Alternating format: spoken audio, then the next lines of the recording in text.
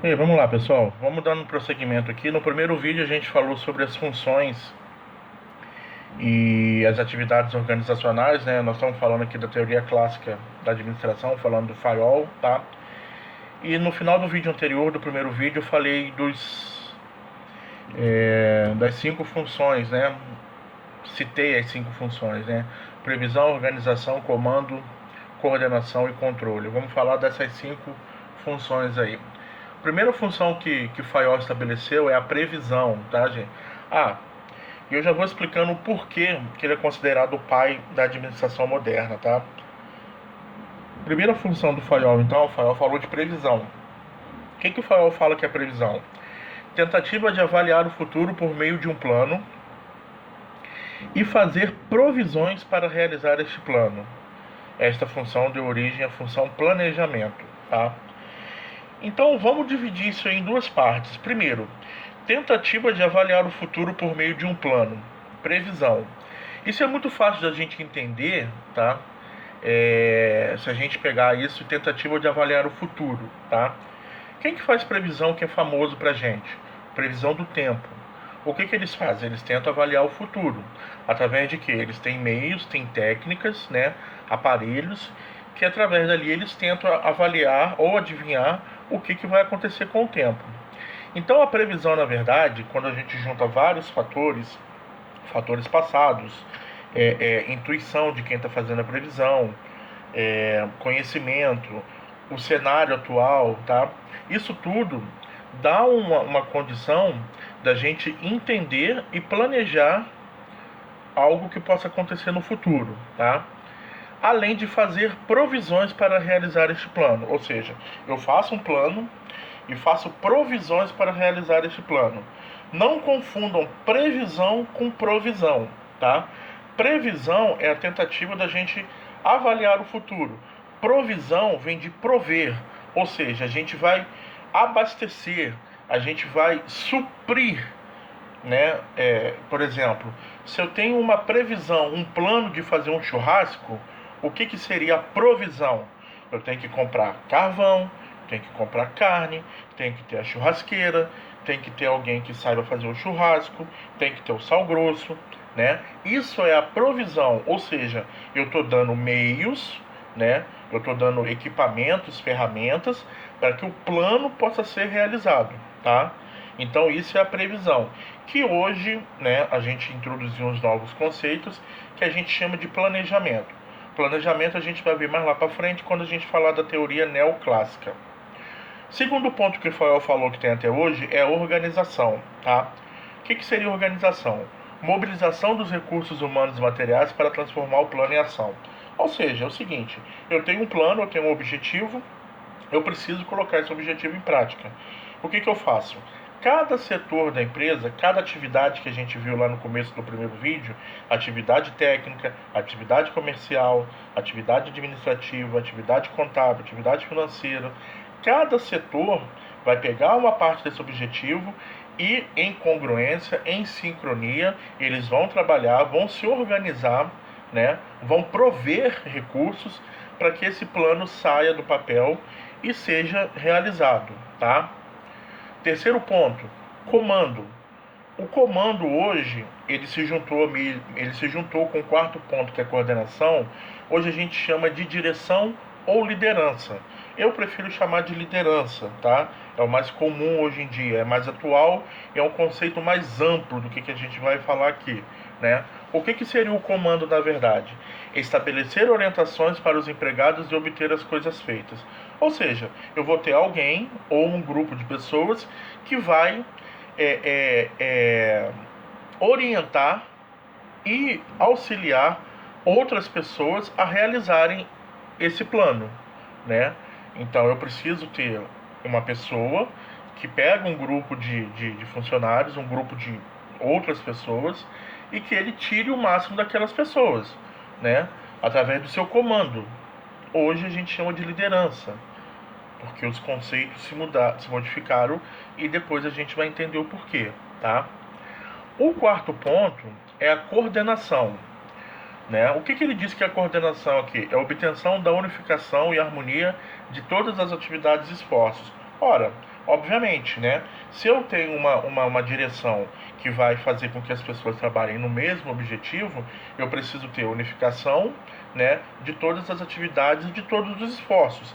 Isso hoje em dia, como que a gente chama? Sinergia, né?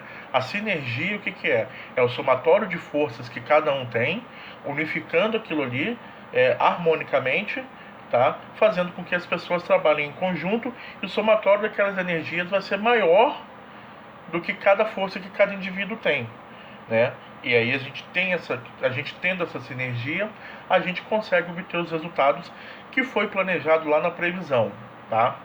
E o último ponto é controle. O que ele diz aqui que é o controle? É a verificação de que as coisas aconteçam em conformidade com as regras estabelecidas e expressas pelo comando. Opa, regras estabelecidas, isso é importante. Por quê? Muita gente confunde controlar com tomar conta.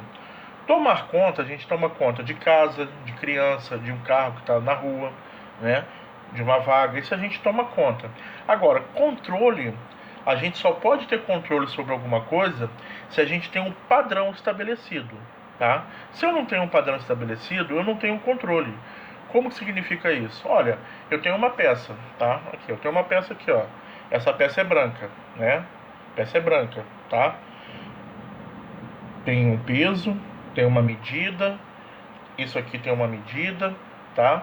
E se isso aqui é um padrão, se sai uma peça dessa aqui na minha máquina e ela está fora de algum padrão de altura, de comprimento, de peso, né? Se ela está fora disso, ela está fora do padrão.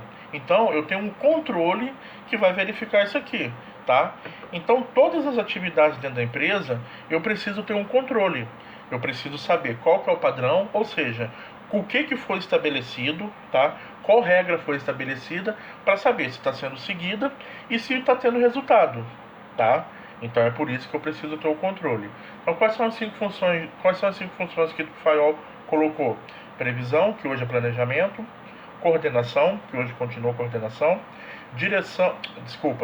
previsão, organização, direção e coordenação, que hoje a gente chama de liderança; e controle, que continua o controle também.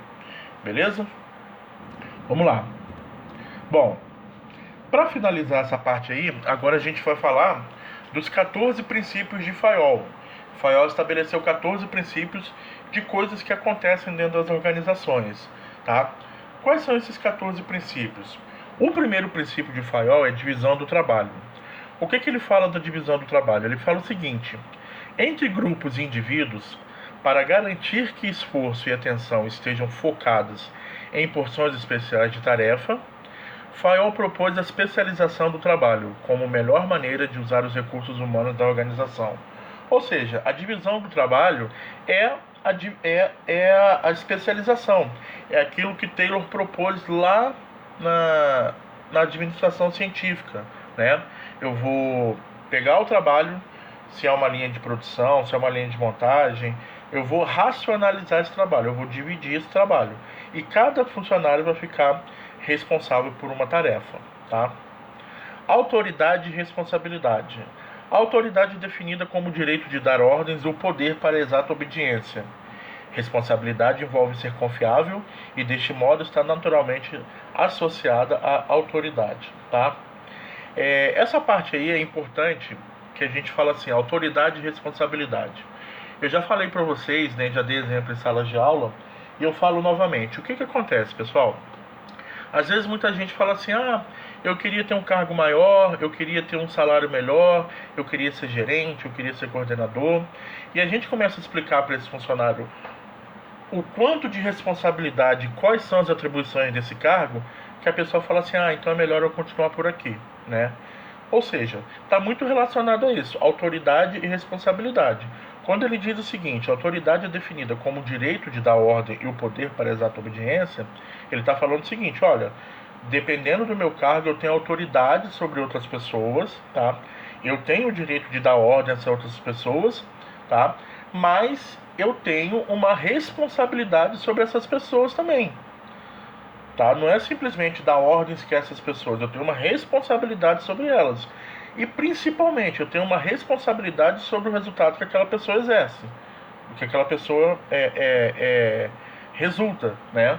Eu não posso simplesmente falar que eu tenho autoridade sobre a pessoa, dou uma ordem, a pessoa faz o que eu mandei e por alguma coisa aquilo ali dá errado e eu eximo da culpa, tá? Eu deixo aquela pessoa levar a culpa porque eu dei a ordem, né? Então, a autoridade, ela está correlacionada com responsabilidade, tá? Pessoal, eu vou parar o vídeo aqui de novo, tá? E volto no último vídeo para a gente poder finalizar, beleza?